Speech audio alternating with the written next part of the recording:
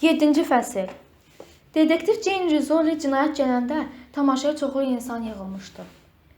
Stormore'nin ətrafına çəkilmiş zəncir sədlərə söykənmiş cəmaət polisin hadisə yerinə gəlişini izləməyə çalışırdı.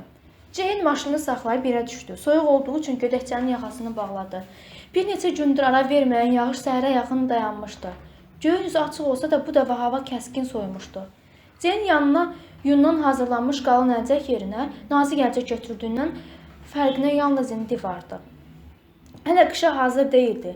Heç avtomobilə qar silən də qoşulmamışdı. Halbuki bu sərt soyuq artıq qışın qapının ağzını kəsdirdiyindən şübhə yeri qoymurdu. Bağça qapısından içəri keçəndə növbədə olan gözətçiyə dedektiv vəsiqəsini göstərdi. Tamaşaya gələnlər onun hərəkətlərini diqqətlə izləyir, cib telefonları ilə şəkillərini çəkirdilər. Aman tanrım, cinayət yerində şəkillər çəkilir. Belə olmaz ki, Jane düşündü. İşiniz gücünüz yoxdurmu sizin? Buz kimi soyuq pilləkənlərindən yuxarı 22 nömrəli ambara doğru gedərkən ona tuşlanmış kameraları hiss edirdi. Ambarın qarşısında dayanan 3 iri cüssəli gözətçinin əlləri ciblərindədir. Soyuqdan papaqlarını üzlərinə indirmişdilər. Ey, dedektiv, onlardan biri səsləndi. İçəridədir. Bəli, hətta dedektiv Frost da gəlib çıxıb. İçəridə müdürlə danışır. Polis əlini alüminium qapıya uzatdı. Qapı yüksəkdən dangıldayaraq açılanda Jane dağılmış otaqda ortağı Barry Frostun orta yaşlı bir qadınla üzbəyiz dayandığını gördü. Frost onlara tanış etdi. Bu xanım Dottie Dugan'dır. O Stormore'nin müdürüdür. Bu isə ortağım dedektiv Jane Rizzoli'dir. Heç biri əlini cibindən çıxarmadı. Hava çox soğuk olduğundan belə bir nəzakətə heç ehtiyac da yox idi. Zəng edən siz idinizmi? Jane soruşdu. Bəli xanım. Dedektiv Frost'a burada gördüyüm bir şeyin məni şoka saldığını danışacaqdım. Sərt külək beton döşəmədəki kağız parçalarını ətrafa dağıtdı. Jane çöldə dayanan gözətçiyə qapını bağla dedi. Alüminium qapı yenidən dangıltı ilə bağlandı. İçəridə çöl kimi soyuq var idi. Amma heç olmasa burada külək əsmirdi. Başlarının üstündə bircə dənə elektrik lampası yanırdı. Zəif işıqda Dottie Dugan'ın gözünün altındakı şişlər aydın görsənirdi. Hələ 30 yaşlarında olan Frost'un isə ciddi və yaşlı göründüyünü mütləq qeyd etmək lazımdır. Üzü sanki qan azlığından əziyyət çəkirmiş kimi solğun idi. İçəridə köhnə mebellər vardı. Jane çiçək naxışlı, parlaq qumaşla örtülü, ləkəli bir televizor altlığı, bir-birinə uyuşmayan köhnə stollar gördü. Bura qədər çox mebel yığılmışdı ki, divarların yanında hardasa 3 metrə çatan hündürlük əmələ gəlmişdi. Kirayə haqqını vaxtında ödəyərdi, Dottie Dugan dedi. Hər il oktyabr ayında bir illik kirayəyə görə çək verərdi. Həm də bura bizim ən böyük bölmələrimizdən biridir. Sahəsi 30 kvadrat metrdir. Ucuz deyil. Kirayəçi kim idi? Jane soruşdu. Betty Ann Baumeister idi, deyə Frost cavab verdi. Sonra qeyd dəftərini açaraq oradakı əvvəlki qeydlərini oxudu. Bu bölməni 11 il kirayələyib, özü isə Dorchesterdə yerləşmişdi. Niyə keçmir zamanda dedin? Çünki vəfat edib, Dottie Dugan dedi, ürək çatışmazlığından, lap əvvəldən olubmuş. Amma mən kirayə haqqını alanda bildim. Çəki birinci dəfə gecikdirəndə nəsə bir çatışmazlıq olduğunu başa düşdüm. Qohumlarını tapmağa çalışdım, amma təkcə Cənubi Karolinadakı qoca ağlını itirmiş bir əmsini tapa bildim. Qadın özü oralı idi, yumşaq xoş cənub ləhcəsi var idi. Oradan Bostona daşınıb tək-tənha ölməsi çox kədərli idi. Nəsə, o vaxt mənə belə gəlmişdi. O təəssüf hissi ilə gülümsədi və qalın gödəkçəsinin içində titrədi. Heç oxşamır deyilmi? Amma inanın ki, çox sevimli bir cənublu idi. Əşyalarını hərrac yolu ilə satdığım üçün özümü günahkar saydım. Amma burada beləcə qalmasına da göz yuma bilməzdim. Sonra yan yörəsindən göz gəzdirib əlavə etdi.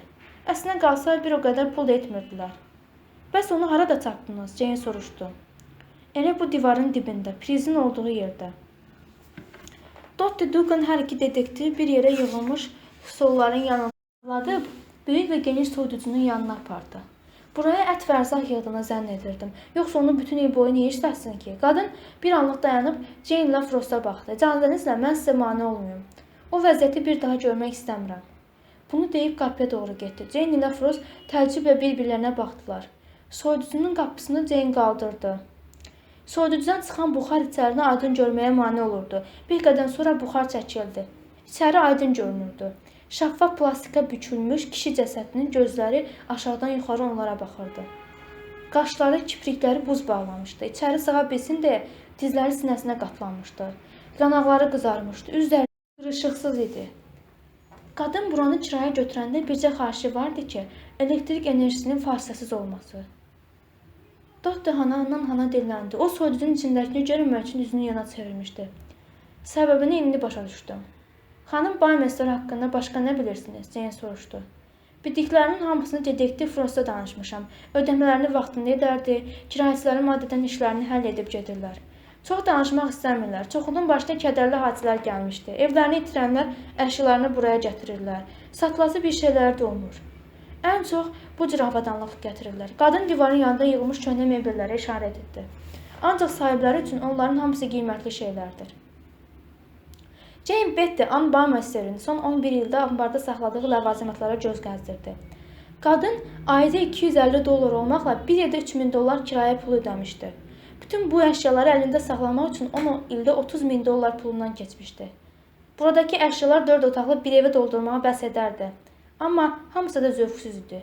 Şifonellərlə rəflər adi taxtadan düzəldilmişdi. Onların artıq saralmış rəngləri az qala əl vuran kimi töküləcəkdi. Jane üçün bütün bu əşyaların hamısı dəyərsiz, zibil yığını kimi bir şeydi. Amma Betty Ann haqqında bunu demək olardımı? Onun üçün necə bu vaxtı keçmiş divanla könlənmiş stollar zibil yığını yoxsa qiymətli bir xəzinə? Hələ soyuducudakı adamı bu kateqoriyalardan hansına aid etmək olardı? Sizcə bu adamı o öldürüb? Dr. Dugan soruşdu. Bilmirəm xanım, biz hələ heç onun kim olduğunu aydınlaşdırmamışıq. Tibbi ekspertizanın rəyini gözləməliyik, Jane cavab verdi. Qadın onu öldürməyibsə, niyə soyuducuda saxlasın? İnsanlar nələr etmirlər, hamısını bilsəniz heyrətə və dəhşətə gələrsiniz. Jane soyuducunun qapısını örtdü. O bodulmuş özü, buz bağlamış kiprikləri bir daha görmək istəmirdi. Ola bilsin, səbəb başqa imiş, onu itirmək istəmirmiş. Siz detektivlər yəqin ki, çoxlu qəribə mənzərələrlə rastlaşırsınız. Arzulamadığımız qədər. Jane dərindən nəfəs aldı. Bu zaman ağzından isti buxar çıxdı. Artıq bu soyuq ambarda hər hansı əşya edəli axtarmağa həvəsi yox idi. Bircə ürəyə tutan şey var idi, o da vaxt probleminin olmaması. Yaxşıdır ki, dəlillərin və şübhələrin yoxa çıxmaq kimi bir təhlükəsi qalmayıb. Bu vaxt cib telefonu zəng çaldı. Jane üzr istəyərək bir neçə adım kənarlaşıb telefonu açdı. Detektiv Vizol eşidir. Bu vaxt narahat etdiyimə görə bağışlayın, müqəddəs ata Daniel Brophy telefonun digər ucundan səsləndi. Biraz qabaq ərinlə danışdım, cinayət yerində olduğunuzu dedi. Jane Brophy'nin zənginə təəccüblənmədi. Boston polisi ilə işləyən Brophy adətən cinayət yerlərinə yas tutanlara xidmət göstərmək üçün çağırılırdı. Narahat olmayın Daniel, Jane dedi. Mərhumun təsəlli verəcəyimiz qohumları yoxdur. Ən azı hələlik vəziyyəti belədir. Əslində mən sizi Mauro ilə bağlı narahat edirəm. Daniel bir anlıq dayandı. Bu mövzuda danışmaqda çətinlik çəkdiyini hiss edildi. Bu qətiyyən təəccüblü deyildi. Jane onlar arasındakı münasibətlərdən xəbərdar idi. Daniel elə bilirdi ki, Jane üzə vurmasa da bu münasibətlərdən qətiyyən xoşlanmır. Mauro cib telefonunu açmır. Daniel yenidən danışmağa başladı və bu məni çox narahat edir. Bəlkə özü açmaq istəmir, Jane dedi, amma sözünün arxası gətirmədi. Ürəyində söyləndi. Əlbəttə, ona görə ki, sən zəng vurmusan. 5-6 səsli mesaj göndərdim, amma heç bir cavab yoxdur. İndi bilmək istəyirəm, sən onunla danışa bilmisənmi? Cəhd etməmişəm. Mauranın başına bir iş gəlmədiyindən əmin olmaq istəyirəm. Səhv etmirəmsə, o konfransa gedib, elə deyilmi? Bəlkə də elə buna görə cib telefonunu söndürmüşdü. Belə başa düşdüm, sən hazırda onun dəqiq harada olduğunu bilmirsən. Wyoming ətrafında bir yerdə olmalıdır məncə. Bəli, orada olmalı olduğunu bilirəm. Qaldığı otelə zəng vurmursanmı? Məsələ də elə bundadır ki, o bu səhər oteldən çıxıb.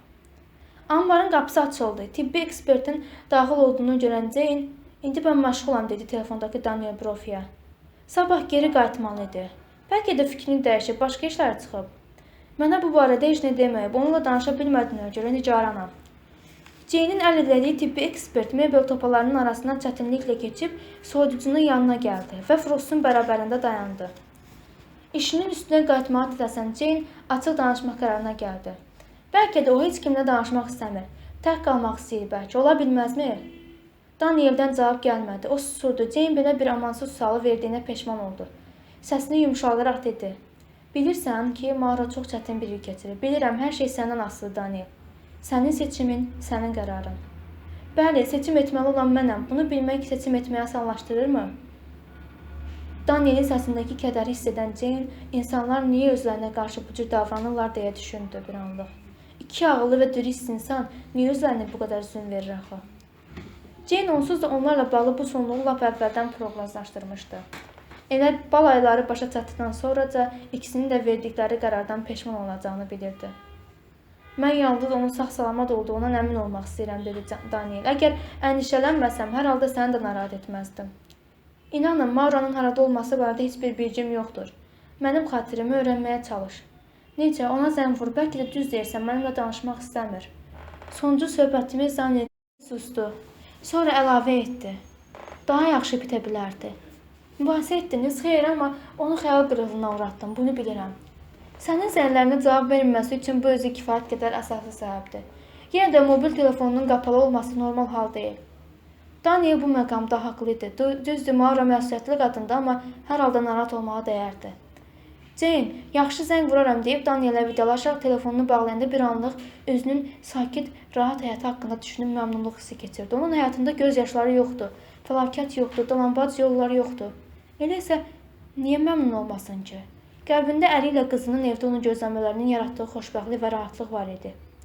Çevrəsindəki insanların həyatları sevgi münasibətlərindəki problemlərə görə məhv olurdu. Atası anasını başqa bir qadına görə atıb getmişdi. Barry Frost bu yaxınlarda boşanmışdı, amma o və ailəsi bütün bu təlatümlərdən uzaqda idi. Sevinməyə dəyərdi. Jane Mauranın mobil telefonuna zəng vurdu. Telefon 4 dəfə çaldıqdan sonra Jane səsli mesajı eşitdi. Mənəm, Doktor Isles. Hal-hazırda məşğulam, amma mesaj yazsanız sizə ən qısa vaxtda zəng vuraram. Isles, hardasan? Səndən narahatıq. Jane mesaj buraxmaq qərarına gəlmişdi. Mənə zəng vur, həm də ən qısa vaxtda, yaxşımı? Sonra telefonu qapadı. Mauranın onun da zənglərinə cavab verilməsi mümkün səbəbləri barədə düşündü. Kim bilir, bəlkə telefonu əhatə dairəsi kənarındadır, ya da bəlkə enerjisi bitib, bəlkə də Wyomingdə Daniel Brophy'dən uzaqda Maura üçün çox yaxşıdır. Dincəlir, üzərindəki stresi atır. Hər şey yaxşıdırmı, deyə Frost səsləndi. Jane telefonu cibinə qoyub cavab verdi. Hə, yaxşıdır, amma hələlik. Arzu edirəm, bundan sonra da yaxşı olsun.